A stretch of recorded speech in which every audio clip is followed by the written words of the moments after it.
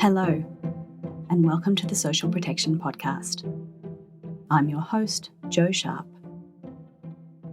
As the conflict in Ukraine continues and lives and livelihoods are disrupted, the challenge of ensuring people have access to income and support grows.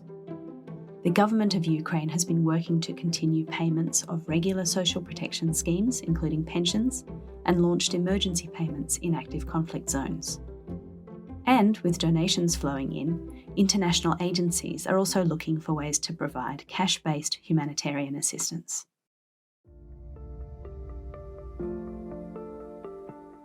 In today's episode, we'll talk about a new UNICEF program just launched to provide emergency payments to conflict-affected families. But we'll also ask the question, in a country like Ukraine, why are international actors still setting up parallel systems for humanitarian response and not working through the local systems already in place? In this interview, I'm joined by Gabriele Erba, who is a Beneficiary Data Systems Specialist at UNICEF, and Paul Harvey, a partner with Humanitarian Outcomes and co-director of the Basic Research Program, which examines social assistance in protracted crises. Welcome, Paul and Gabriele. And thank you so much for making the time to talk to us today. Thank you. Paul, can I start with you? Can you give us a brief sense of what social protection in Ukraine looked like prior to conflict breaking out? Sure. So, one of the first things to say is that conflict really broke out in 2014. So in some sense, Ukraine has been at war for 8 years or more. There's an intensified conflict since February. But so it's a complex mix. It's a middle-income country. It's a post-Soviet country. It's been at war since 2014. It's been coping with the consequences of COVID for the last 2 or 3 years. So you've got a mix of contributory and non-contributory benefits. You've got a mix of means-tested and categorical benefits. You've got, things like pensions and child benefits and unemployment insurance and health insurance and so on and so forth, overlaid with the response to the conflict, overlaid with the response to COVID. Pensions are by far the biggest expenditure item. They make up more than 50% of what's spent on social assistance. And social protection is significant. It makes up 23% of all overall government spending. So quite a lot's been spent, but the amounts that individuals are getting are quite small because transfer values haven't been adjusted, so the transfer value has been eroded by inflation. So they're useful, but they're not enough to prevent serious poverty. And what do we know about the challenges that have already started to emerge for the government to maintain these social protection benefits, to continue to pay them out as the acute stage of conflict has erupted? Clearly, the challenges are huge in terms of physical damage and disruption from the conflict in the areas most affected by conflict. Whether or not people are able to still get to banks, whether banks are still open, whether post offices are still open, whether ATMs are still operating, all those sorts of challenges are very present. There's, clearly challenges to connectivity, to the ability to be able to, register online for new payments, to check if you've received your payments, all of those sorts of things. But also the challenges in terms of the sort of staff and human resources needed to operate a social protection system. The community social service centres, the social workers, their ability to both get paid and to carry on doing their jobs and to deal with all the massive new challenges, both sort of protection and assistance related arising from the conflict. So there's a huge set of challenges. There's also been a surprisingly sort of resilient, adaptive response from the part of the government in maintaining payments. And I guess we'll come to that in a minute. But Gabriele, do you want to come in on the challenges? Sure. Very briefly, I think that you covered on the challenges quite well.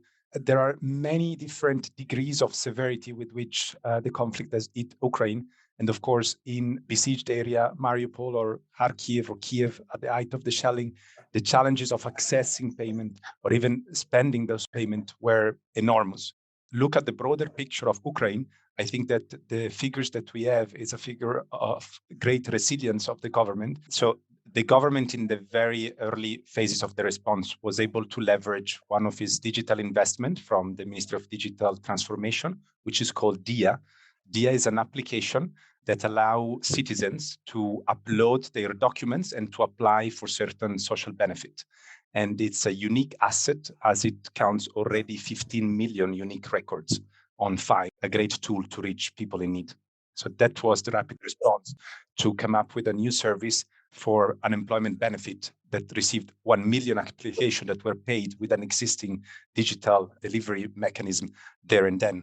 In terms of challenges, I think that what I've heard were that for contributory social protection program like pensions, elderly people who receives a lot of this pension through the post office had accessibility challenges, particularly in conflict area. But other than that, the image that we got was an image of great resilience and business as usual from the social protection side.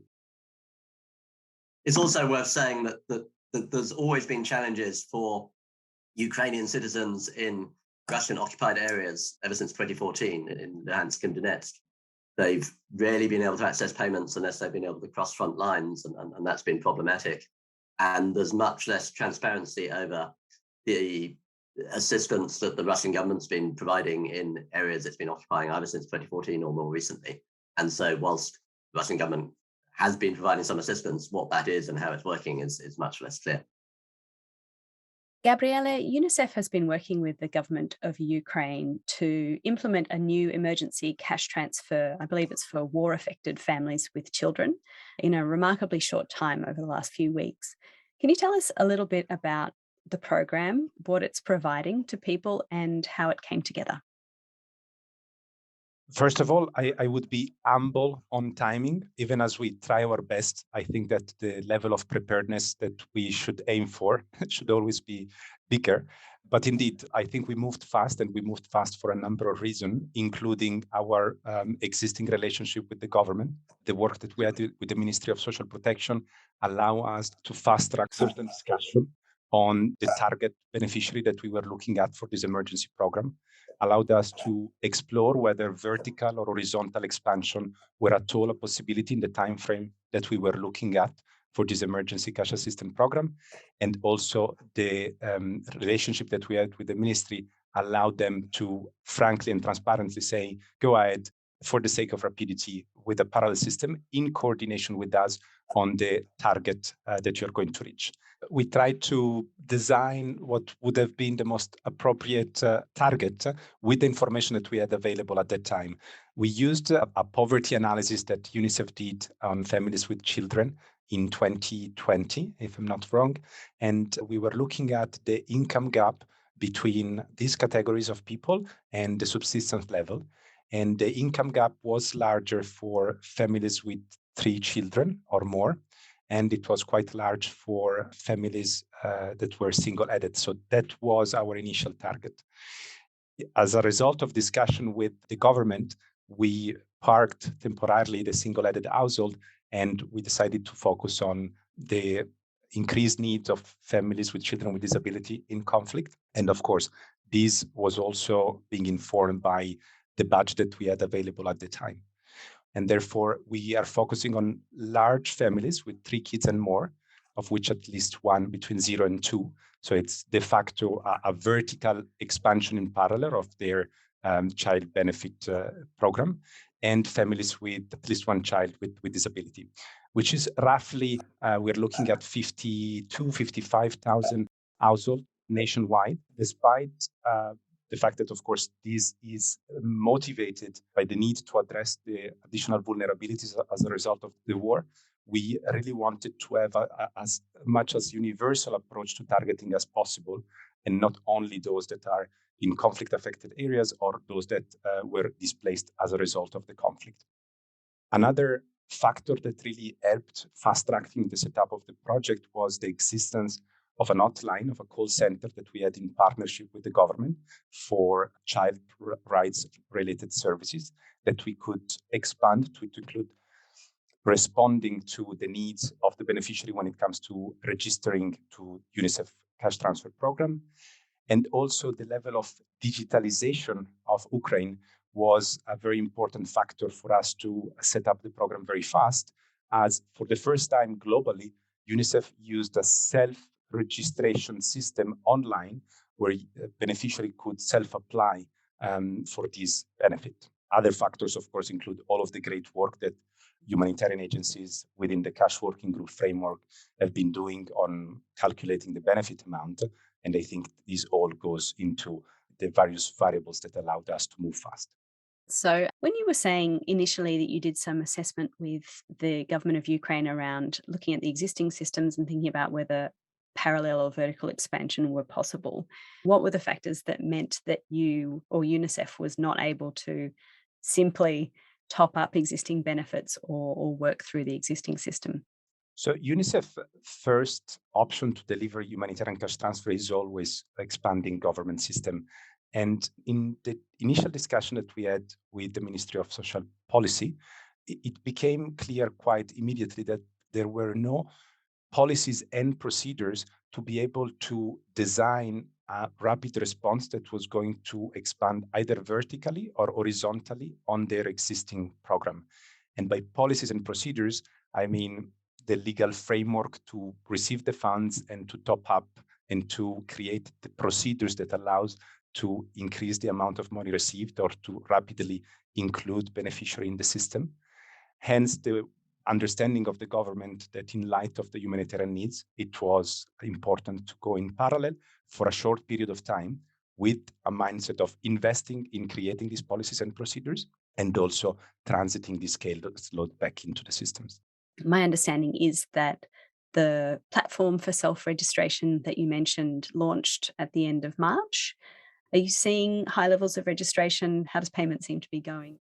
Allow me to be very transparent. So at the beginning of the self-registration, of course, we had a huge amount of registration. Every 2 seconds, we had a family registering at peak hours, 15,000 families in the first day. And of course, we had our challenges in keeping the system up and running. And I think our monitoring of social media was very useful in understanding the challenges that applicants were facing. As we moved forward, now we have received in the last 10 days, I believe, 75,000 applications from families. And we have not made payment yet. Actually, the test payment is going out today, hopefully. So I hope that this podcast brings us good luck. There are a number of operational challenges linked to the additional security measure that we have taken from an information security and data protection point of view. There are a number of challenges linked to setting up a data collection system that's to link with our global management information system and the data mapping around it. But we are really positive that in the course of April, we will be able to address these challenges and pay the caseload. Another important operational challenge that I think is worth mentioning is, for the first time, we're not using professional enumerators to collect data. So just as much as professional enumerators have challenges on data quality, when we request beneficiary themselves to input data, there is a whole set of data quality issues that needs to be addressed. Hence, the importance of scaling up on the call center capacity and all the time that it will imply waiting for these little issues to be addressed in order to allow payments to take place. That's interesting because I think you mentioned there are a number of criteria, for example, large families with 3 or more children. Through this registration process, are people expected to provide evidence or proof or sort of corroboration of some of these claims, or is it really very much opt-in and, recognizing that the needs are great, better to respond in error rather than miss people out of an abundance of caution? I think this is the most important question that you could be asking. And I believe that it would be important to have an answer or start a reflection that should be nurtured by not only agencies responding to this crisis, but by donors, by public and private donors contributing to this, by colleagues from scholars and from the academia. We had to strike a balance between the risk mitigation measures that we were taking to ensure that we were hitting our target, but also mitigating the risk of exclusion. So this is an evolving process. And at the beginning, for example, we recommended beneficiary to upload birth certificate for the children because that was the targeting criteria to be entitled to receive the benefit. But we were more tolerant on certain other type of data around the payment mechanism, whether it's a bank account or whether it's a debit card. And of course, the payment mechanism results into different level of know your customer regulations and therefore also risk mitigation measures. At the moment, I think we were having loose enough measure of control to allow massive application. And now what we are seeing is that we are going to be able to pay less people at a fast pace, because we will need to reach back to them and complement this information to make sure that we can mitigate sufficiently the risk of inclusion error to make sure that we can reach as many people as possible.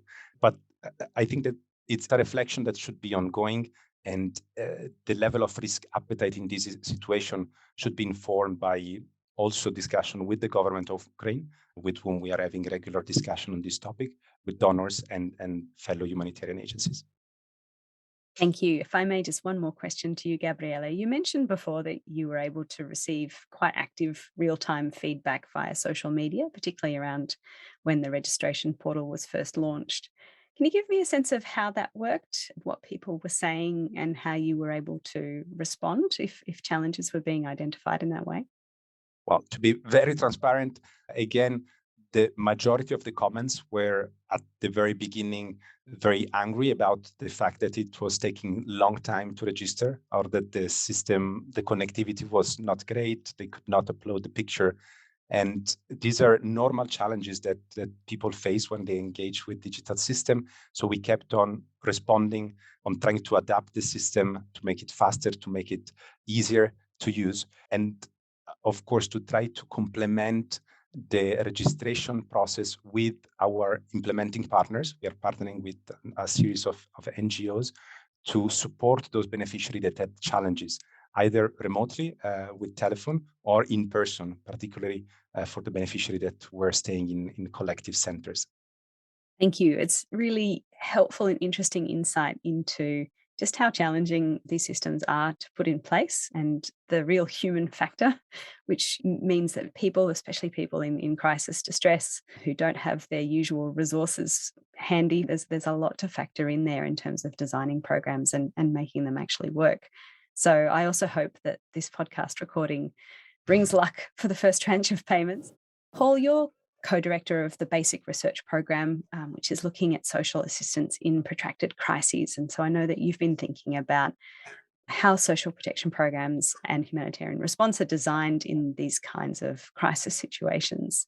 What are your reflections on the situation that Gabriele has described, and how organisations like UNICEF can be thinking through these challenges over the next period? Sure. So, as Gabriele noted, in an ideal world, I think what international organizations would be doing would be enabling the government of Ukraine to top up and expand existing benefits.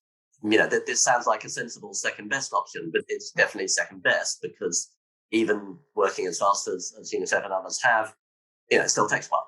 Cross words that the test payments will go out today, and so people will start getting payments in towards the end of April, May, when the invasion started in February. And so I guess there's two things to reflect on. One's political, one's technical.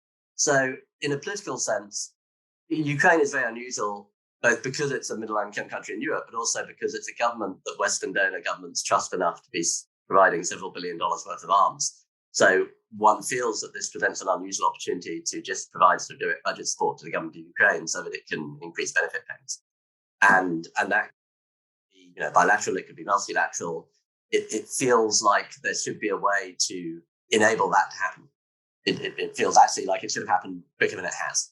And so the role of UNICEF and WFP and others should be more a gap-filling role, and figuring out where the role of international actors is in addressing needs that the state is unable to. As I say, Ukraine is unusual. In income terms, in other protracted crises, it's comparable to Iraq or Yemen or Libya. But the ability of main donor governments to work with and through the government of Ukraine is greater because of the politics of the situation. And then I guess the other reflection is the technical one, that the issues Gabriele was talking about in terms of the sort of legal due diligence, just how money flows through accounts and what is and isn't possible is really important and can be a real sticking point. And so, as ever, is an argument for sort of preparedness and contingency planning. So, the mix of the politics and the technical aspects presented an unusual opportunity in Ukraine, but one that still needs to be seized in terms of international actors thinking about how they work with and in relation to government systems.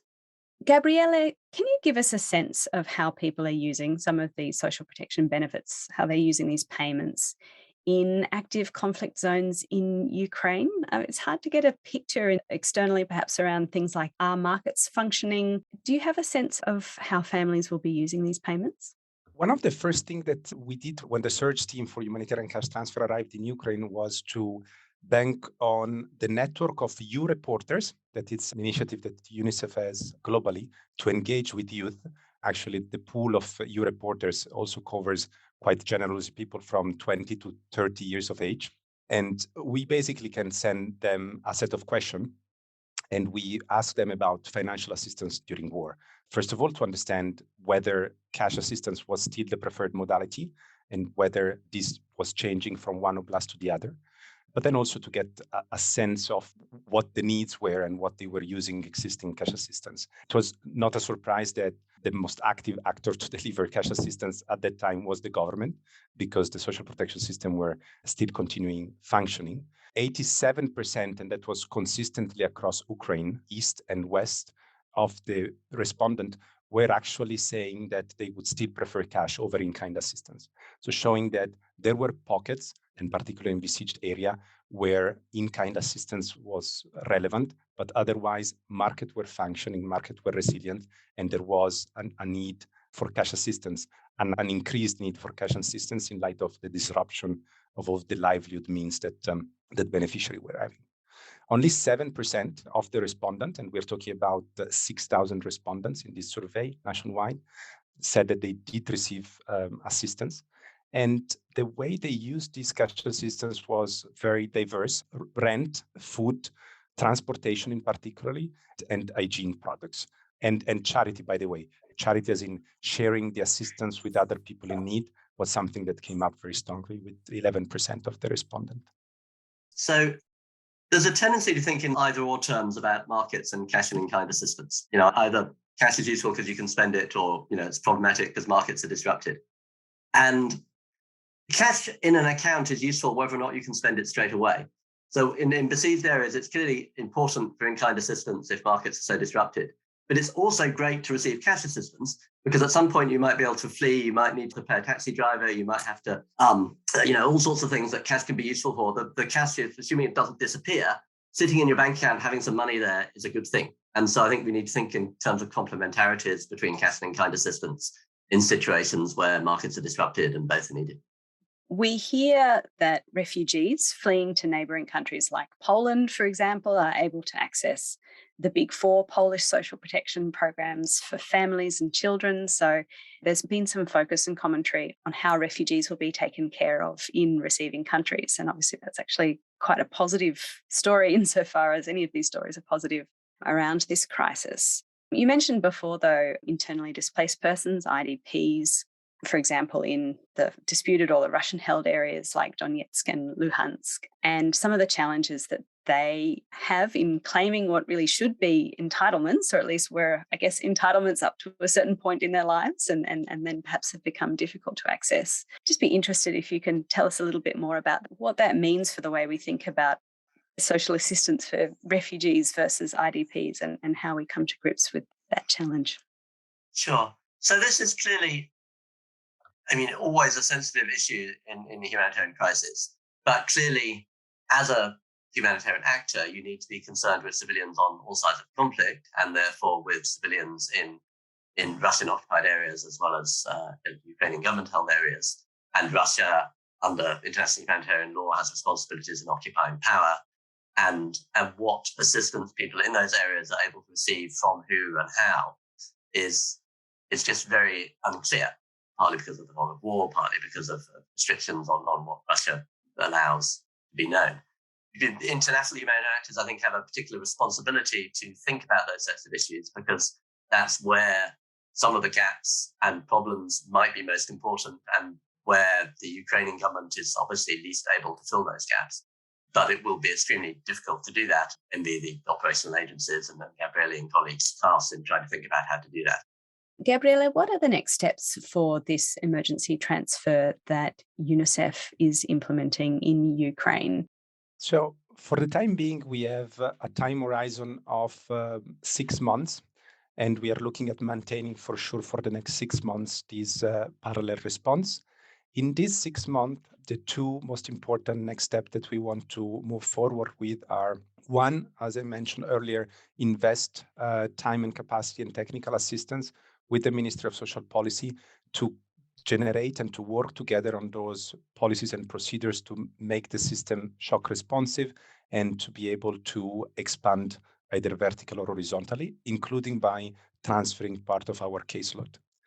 The other work stream is to make sure that we can update the design of our program in a way that is in line with the forthcoming needs assessment, including the multi-sector needs assessment that is currently being done by fellow humanitarian agencies, in a way that UNICEF can maximize the impact of its resources to meet these needs, and particularly the needs of families with children. I think that past that 6-month horizon is going to be interesting to see whether we have the financial strength to look at other very vulnerable categories of the population, single-headed household in the past, where those that had the largest income gap with between their actual income and the subsistence level. And that was a category that we really wanted to target in a universal manner, but we're also very aware of how the war changed the demographic in the country and created many more single-headed families. And therefore, we will observe how that evolves and whether we can do more or we can partner with the government to do more with those families. Another interesting element is going to be to understand from needs assessment the financial barriers to meet sectorial needs of health, education, WASH, and see whether it makes sense to design certain program to have sector-specific objective and to use cash to address those financial barriers. These are the type of questions that I believe we are going to ask ourselves in the next 6 months to adapt that program design. Paul, as we look across other recent and perhaps not so recent conflicts and protracted crises, are there lessons that we can learn from those other situations that can be applied to Ukraine? Or is the situation in Ukraine just too different? And if that's the case, then what do we do? Clearly, there's always lessons, but Ukraine is clearly also unusual. So I think in many other places, the lessons are more about what hasn't been done as what has been done. You know, there is more scope, I think, in many places to think about how humanitarian actors can link better with national systems, to think about how existing payments and benefits can be maintained, can be more resilient.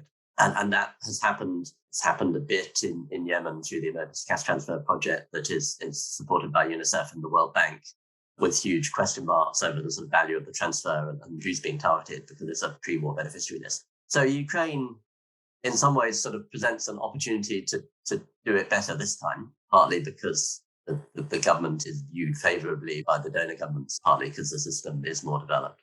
So in terms of future challenges, I guess I had 2 points. One is connectivity. So the sort of resilience and adaptiveness of the systems has in large part been because of the investments of the Ministry of Digital Transformation and the fact that people have been able to continue to use their phones to register online, to use bank accounts to receive payments, and that relies on electricity and internet access. And so just thinking about how to maintain that resilience is obviously critically important. The second point is I think, a focus around the infrastructure of people as well as the infrastructure of systems. I think there's a focus in social protection to focus on payment systems and on ways in which payment systems can either be maintained or built in parallel. And that's important. It is partly what enables people to carry on getting assistance. But as important are the networks of social workers, of social centres, of the people at the front line who are helping to protect people, helping to register people. Potentially, I think, where support could be most helpful from the international at the very local level and enable frontline workers to continue doing their work. Gabriele, of course, UNICEF has also been responding to protracted crises in other contexts. Can you tell us a little bit about how you and your organisation are applying those lessons in Ukraine? UNICEF is using a lot of the lesson learned that we draw from major humanitarian crises where we scaled up cash transfer operations. One is, of course, the importance of being rapid and flexible to adapt our risk appetite when it comes to operation, when you have to pay potentially hundreds of thousands of families. And therefore, we are setting up systems that are capable to analyze this risk and to accept or mitigate this risk accordingly. And talking about risk, I believe that an important lesson learned is going to be acknowledging the great social protection system that have been put in place in Ukraine, and therefore banking on this work and doing all that we can to transfer caseload to these systems, but also acknowledging that a conflict outcome is unpredictable. It's unpredictable nationwide, but also for pockets of geographic area of the country, and therefore being able to maintain this flexibility and this neutrality on the capacity to maintain an operational strength that would allow to keep on addressing the financial barriers of people in need is paramount. And also acknowledging that the operational expertise of parallel system can be very useful in reinforcing the shock responsiveness of social protection system as we move in different phases of the response. Yes, it's really interesting to consider, isn't it, to Paul's earlier point about the Russian-controlled areas of Ukraine. Should Russia be successful in controlling more of Ukraine or all of Ukraine, depending on the outcome of the current conflict? It really does, again, raise those questions about the extent to which the existing state systems will be able to be applied in those areas. It does underscore the need for humanitarian assistance or the potential for that ongoing humanitarian channel to need to continue to play a role. I'll come in quickly on that. So, responsibilities are pretty clear, actually. So there's clear responsibility that international actors are committed to the state's primary responsibility to assist and protect. And occupying powers also have clear legal responsibilities to assist and protect the citizens in areas that they control. So part of humanitarian action is always about encouraging both states and occupying powers to fulfill those responsibilities as best they can and to advocate for them to do it properly and to fill gaps where that isn't the case. In a sort of longer historical sense, one of the things demonstrated by Ukraine is the oddity of in the 90s and 2000s, the sort of international humanitarian system having set itself up in such a way that funds can largely only flow through large international organizations, even when that's not necessarily appropriate. Now, that didn't used to be the case. If you look at the response to drought in the 1980s in Southern Africa, that was largely bilateral. It was Western donor governments giving budget support to African governments to enable them to import more food aid. And we've somehow created an international humanitarian system that is unable to directly support governments, even when that would make sense. And I think that is problematic. And Gabriele has been dealing with the consequences of that problem in the fact that you couldn't directly support the government of Ukraine, had to set up a parallel system. And so donors and others need to look at how they're constructing sort of risk and diligence and legal requirements, and what that means to how a systems flows and what that means to their ability to live up to commitments to more directly support local and national actors. If you can't get localization right in Ukraine, then it's deeply, deeply problematic. And it looks like we're not getting it right there to the extent that it should be. Yeah, just to chime in on localization and what Paul was saying, I believe that the work with local government is going to be paramount even when it comes to cash assistance. I know that agencies like FAO are working closely with them on the cash element for farmers, particularly in light of how important is farming in Ukraine as a livelihood activity. But even regardless of that, UNICEF does a lot of work with a network of what we call child-friendly cities, and mayors are a major source of change and potentially good social protection programming. I really think that there is an asset to leverage, which is municipalities, local government, even when it comes to social protection assistance, even though a lot of the programs are nationwide and delivered through national system, data sources can definitely become more localized and local government be scaled up to be used to address the financial barriers of people in need. Yeah, I just want to absolutely say I completely agree with that. Mayors and municipalities and working with local government, and that's kind of what I was talking about with social workers and social work centres. Just, I think for international humanitarian actors, having presence, so they have the right relationships and can build relationships of trust at the local level with those people, but directing support as directly as possible to those local actors, whether they're governmental or non-governmental at the local level, will be the way forward. One thing that I wanted to add, I think that a unique feature of the Ukraine crisis is the unprecedented support of the private sector in mobilizing funds for the humanitarian response. Usually, we see a share of 80% of the funds coming from government, public sector, and 20% from the private sector. In the case of Ukraine, this was almost reversed. And the unicity of the private sector money is how flexible and how quick they may come in, and how we have witnessed they were coming in for Ukraine. So this was very powerful and allowed us to set up system on a no-regret approach thanks to the flexibility of the funding coming in. And I think it's also a lesson learned, hopefully, for future crises, where we can see that adequate sensitization of the public may lead to an increased private sector participation, even in humanitarian aid, even when it comes to humanitarian cash transfers. Gabriele and Paul, thank you so much. That's been a really useful insight, both in terms of what's happening in terms of programming right now to support people in Ukraine, but also to challenge us to think more broadly about how these systems can and should be working, particularly in developed contexts like Ukraine. So thank you both very much for your time today. Thank you for the invitation. Thank you for hosting us. And good luck with the program, Gabriele.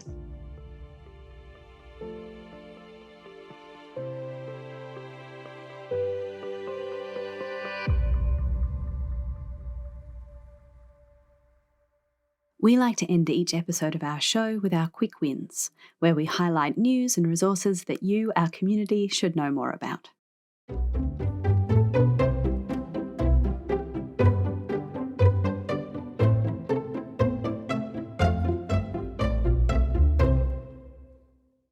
I'll bring you our quick wins this week, focusing on other resources on social protection and the Ukraine conflict.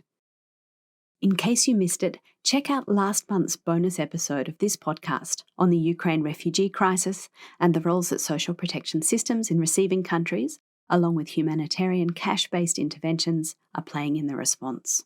Socialprotection.org has also hosted 2 great webinars on this topic this month. One about how Poland's Big 4 social protection programs are being extended to Ukrainian refugees, and another looking at the ripple effects of the war in Ukraine and how social protection schemes around the world should be preparing for anticipated price shocks and hunger. In this episode, you heard from Paul Harvey from the Better Assistance in Crises or BASIC program. Paul and his colleagues Bozena Sojka and Rachel Slater have put out a brief looking at social protection and humanitarian response in Ukraine. And BASIC has also recently launched a bunch of preliminary research on social assistance in protracted crises that is well worth seeking out. And for those of you who have missed the World Bank's living paper on COVID response, the Social Protection and Jobs team at the bank has put out a new living paper tracking social protection responses in Ukraine and neighbouring countries.